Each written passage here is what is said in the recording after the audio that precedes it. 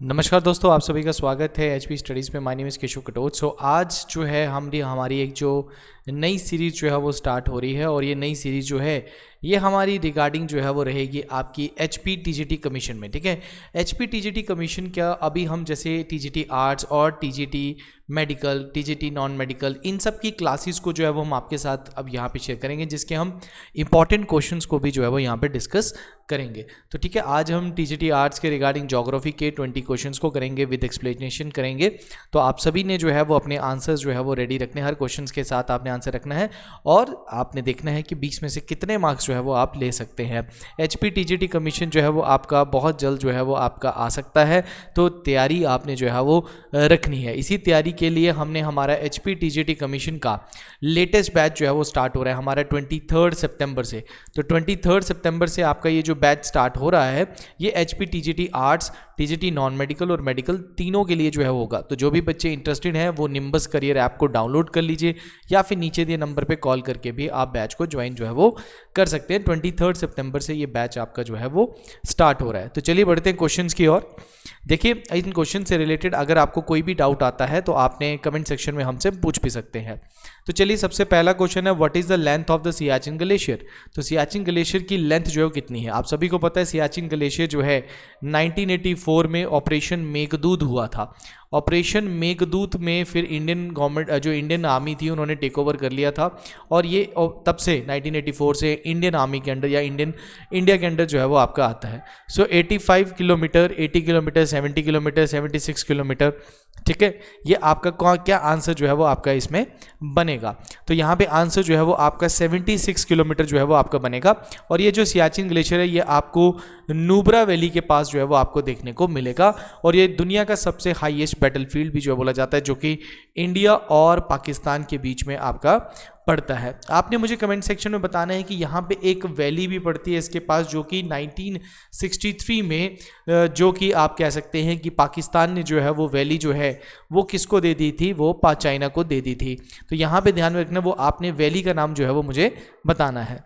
चलिए, next question का answer बताना है आपने। तो क्वेश्चन आपके सामने है, which among the following states of India share its boundary with Myanmar. Bharat के निम्नलिखित में से किस राज्य ने म्यांमार के साथ अपनी सीमा साझी की है। तो यहाँ पे अरुणाचल प्रदेश, नागालैंड, मणिपुर और त्रिपुरा।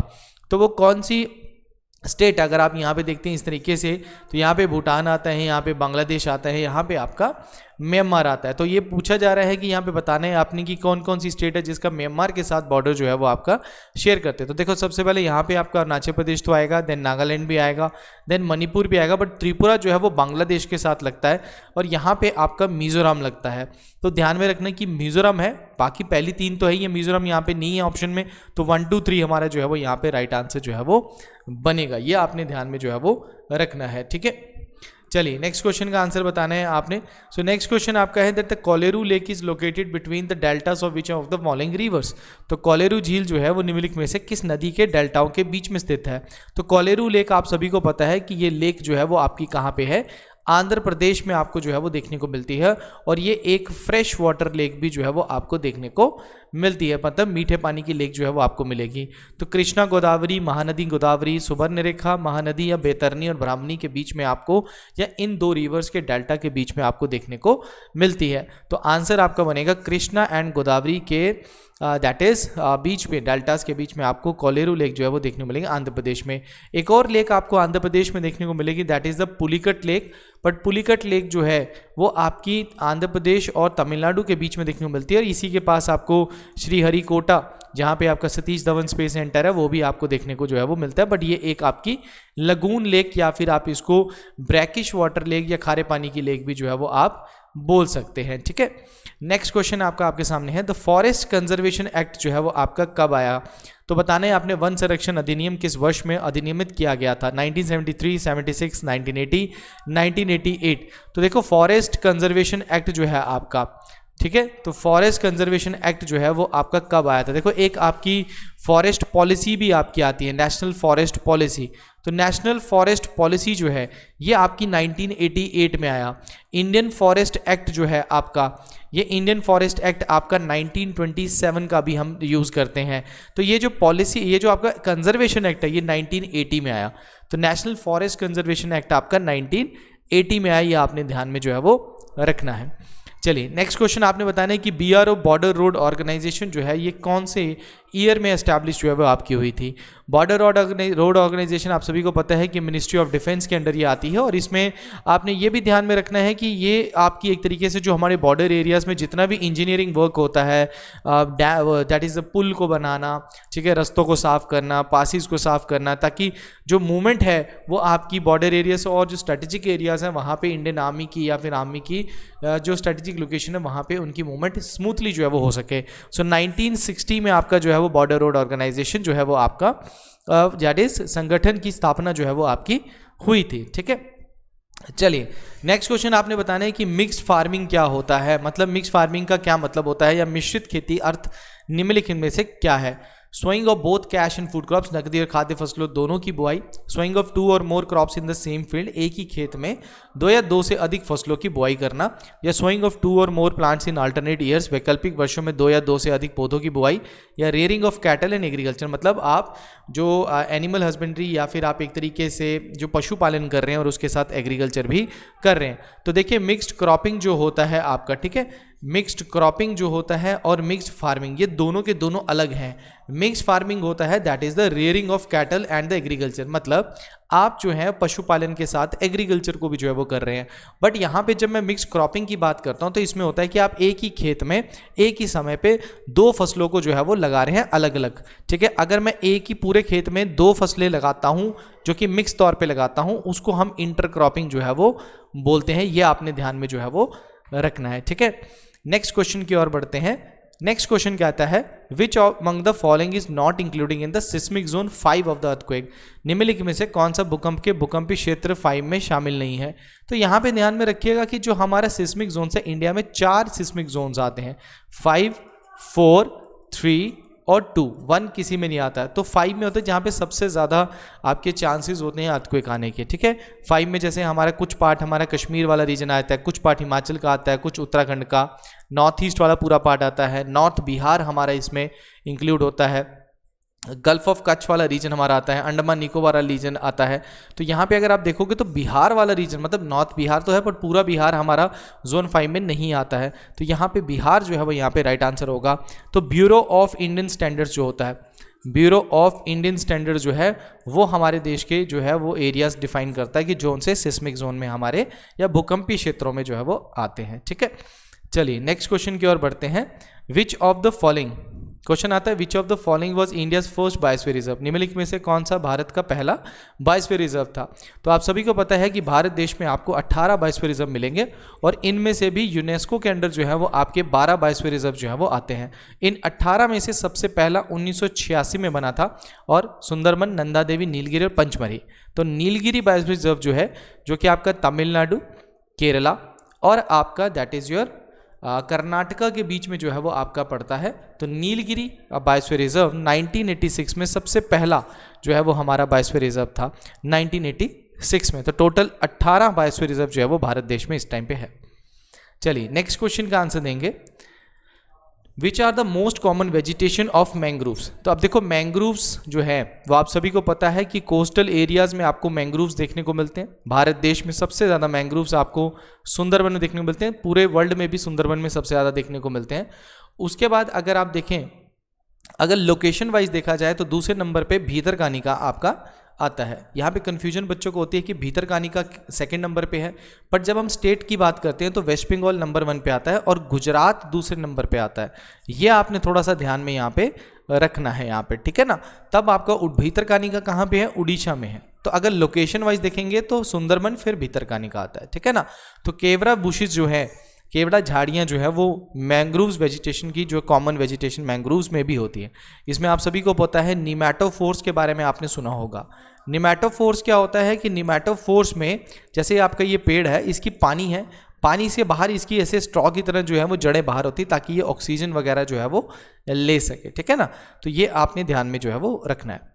चलिए नेक्स्ट क्वेश्चन है आपका वर्ल्ड ज्योग्राफी से क्वेश्चन है, बताइएगा कि भाई इनमें से कौन सी कंट्रीज जैसे कि कंबोडिया, लाओस, चाइना और थाईलैंड, इनमें से कौन सी कंट्रीज है जिनका लैंड बॉर्डर जो है वो वियतनाम के साथ लगता है। मतलब वियतनाम जो हमारी आप बोल सकते हैं कंट्री हमारी जो साउथ ईस्ट नेशंस में आती है, साउथ ईस्ट एशिया में आती है, या फिर आप उसको एशियान का मेंबर भी बोल सकते हो, तो उनमें से कौन सी वियतनाम के साथ जो है वो लगती हैं, कंबोडिया, लाओस, चाइना, थाईलैंड। तो अगर मैं यहाँ पे देखता हूँ कि कंबोडिया और लाओस ये दो मेन है और उसके साथ चाइना जो है वो लगता है, उसके साथ में फिर यहाँ पे आपका ईस्ट चाइना सी भी जो है वो आपका आ जाता है, तो थाईलैंड जो है वो नहीं लगता है। थाईलैंड जो है वो आपका, आप सभी को पता है कि इंडिया और म्यांमार और थाईलैंड के बीच में एक रोड भी जो है बनने जा रही है। अभी थाईलैंड में देखो आप सभी को पता है डेमोक्रेसी नहीं है वहाँ पे, तो इस वजह से ये प्रोजेक्ट भी इंडिया का थोड़ा लटका हुआ है, पर फिर भी इंडिया म्यांमार के साथ रिलेशन बनाने की कोशिश जो है वो रखता ही है और वहाँ पे काफ़ी ज़्यादा हेल्प भी जो है वो पहुँचाता है। तो थाईलैंड यहाँ पे नहीं आएगा, तो 1 2 3 जो है वो आपका ऑप्शन यहाँ पे राइट ऑप्शन जो है वो रहेगा।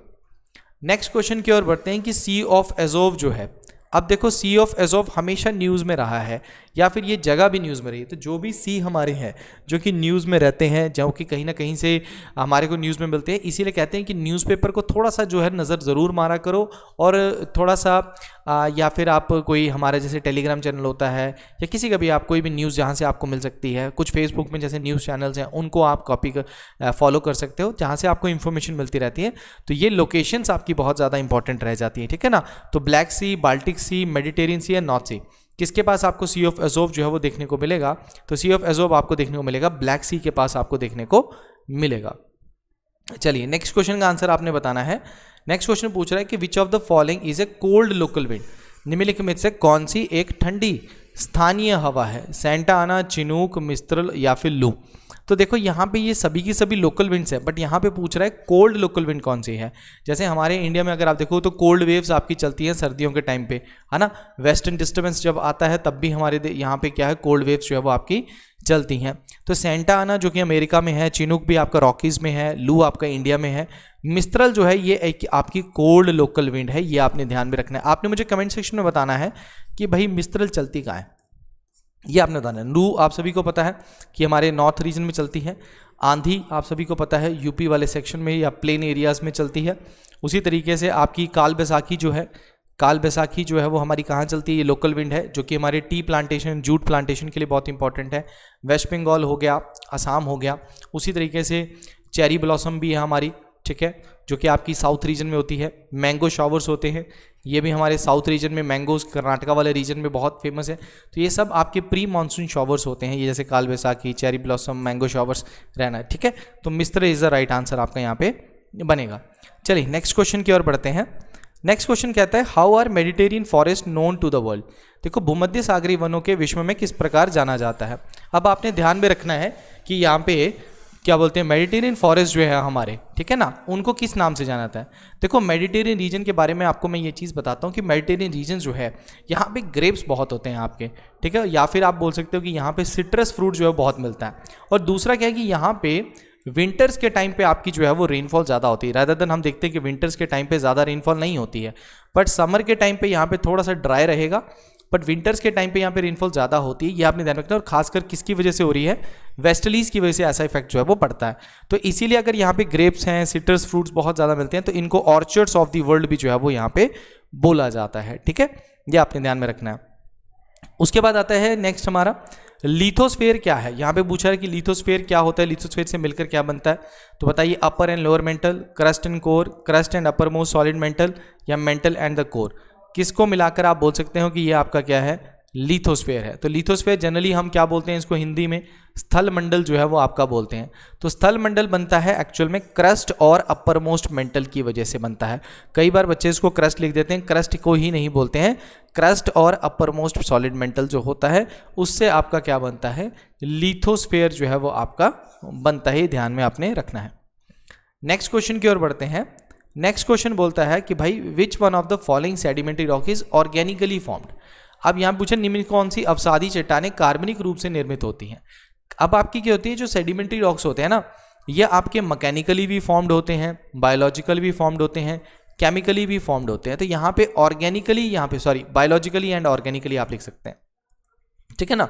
तो ऑर्गेनिकली फॉर्म्ड यहाँ पे पूछ रहा है कि कौन से रॉक्स हैं। तो शेल, शर्ट, हैलीट और चौक जो है ये सभी के सभी जो है वो एक तरीके के सेडिमेंट्री रॉक्स ही हैं, बट यहाँ पे चौक जो है वो आपका ऑर्गेनिकली फॉर्म्ड जो है वो आपका आता है। जैसे इसमें आप लाइमस्टोन को भी जो है वो आप दे सकते हैं नाम, तो चौक इज द राइट आंसर यहाँ पे बनेगा। उसके बाद आते हैं द स्टेट ऑफ तेलंगाना। जब मैं तेलंगाना की बात करता हूं तो 2014 में तेलंगाना आपका बना था, है ना। अभी 2024 में आप सभी को पता है कि हैदराबाद अब ऑफिशियली जो है वो तेलंगाना की कैपिटल जो है बन चुकी है। इससे पहले आंध्र प्रदेश और तेलंगाना जो कैपिटल है वो हैदराबाद कॉमन थी। अब आपकी आंध्र प्रदेश की नई सरकार जो आपकी बनी है उसने बोला कि अमरावती उनकी जो है वो ऑफिशियली जो है वो दैट इज़ कैपिटल होगी, और सरकार ने सेंट्रल गवर्नमेंट ने उनको इसके लिए फंडिंग भी जो है वो की है। इस बार बजट में भी उसके बारे में बात की है। तो तेलंगाना स्टेट जो है वो इसके साथ कौन कौन सी स्टेट का बॉर्डर जो है वो लगता है ये आपने बताना है। मतलब कौन कौन सी जो लगता है वो तो देखना है, बट आपने गिनती के तौर पे बताना है 5, 4, 6 या फिर 3। तो अगर हम देखते हैं तो यहाँ से अगर आप तेलंगाना को देखते हो तो सबसे पहले कि तेलंगाना आंध्र प्रदेश से तो निकला है। यहाँ से अगर आप देखते हैं तो छत्तीसगढ़ इसके साथ लगता है, यहाँ से महाराष्ट्र लगता है और यहाँ से कर्नाटका लगता है। अब थोड़ा कन्फ्यूजन हो सकता है कईयों के पास कि उड़ीसा लगता है कि नहीं लगता। उड़ीसा नहीं लगता। तो टोटल 4 स्टेट्स जो है वो यहाँ पे राइट आंसर जो है वो आपका बनेगा। ठीक है, चलिए नेक्स्ट क्वेश्चन का आंसर देना है आप सभी ने। Which of the following centre is not known for the iron and steel industry. निम्नलिखित में से कौन सा केंद्र लौह और इस्पात उद्योग के लिए नहीं जाना जाता है। मतलब आयरन एंड स्टील इंडस्ट्री जो है, मतलब वहाँ पे आयरन और भी आपको ज़्यादा नहीं मिलता होगा, तो आयरन और स्टील इंडस्ट्री के लिए कौन सी जगह जो है वो नहीं है। भद्रावती, सलेम, विशाखापट्टनम या रेणुकूट। तो क्या आंसर होगा यहाँ पे। देखो मिनरल्स के ऊपर आपने ध्यान में रखना है कि मिनरल से आपको एक क्वेश्चन बनेगा। इस बार एलाइड में भी आपको मिनरल से एक क्वेश्चन जो है वो देखने, 2 क्वेश्चन जो है वो मिला आपको। ऑयल और नेचुरल गैस से भी मिला, आयरन और से भी आपको क्वेश्चन जो है वो देखने को मिला था। तो रेणुकूट यहाँ पे राइट आंसर बनेगा, क्योंकि it is famous for the aluminium site आप बोल सकते हैं इसको, but it is not a iron and steel plant आपको मिलेगा। ठीक है, चलिए नेक्स्ट क्वेश्चन का आंसर देना है। तंगुप पास कहाँ पे है भाई, जल्दी बताना है। तंगुप pass is a mountain corridor connecting India with which country. तंगु दरबा, इसके बारे में भी एलाइड में इस बार जो है वो क्वेश्चन पूछा गया था। ठीक है, यहाँ पे आपको पासेस पूछे गए थे, उसमें से बताना था कि इनमें से कौन सा पास जो है म्यांमार के साथ नहीं लगता है, तो उसमें तंगुप पास भी था। तो यहाँ से आपको मेरे इंडिकेशन से पता लग गया होगा कि म्यांमार के साथ आपका जो है तंगुप पास आपको देखने को मिलेगा। इसी तरीके का एक पास और है जिसको हम बोलते हैं डाइफर पास। ठीक है, एक और पास होता है दिहांग पास। ये सभी पासेस जो हैं वो आपके इंडिया और म्यांमार के बीच में जो है वो आपको देखने को मिलते हैं। चलिए नेक्स्ट क्वेश्चन की ओर बढ़ते हैं। रुद्रप्रयाग जो है it is situated at the Confluence of Alaknanda and the which river. अब आप सभी को पता है कि इस तरीके से मैंने मैप कई बार आपने देखा होगा, मैंने ऑलरेडी ज्योग्राफी जो है वो फ्री ऑफ कॉस्ट जो है वो आपको यूट्यूब के ऊपर पढ़ाई हुई है। तो वहाँ पे आपको क्वेश्चंस देखने को, that is the full lectures देखने को मिलेंगे। उसमें आपको मैंने बताया कि अलकनंदा जो है वो आपका बद्रीनाथ वाला सतपंथ ग्लेशियर से निकलती है।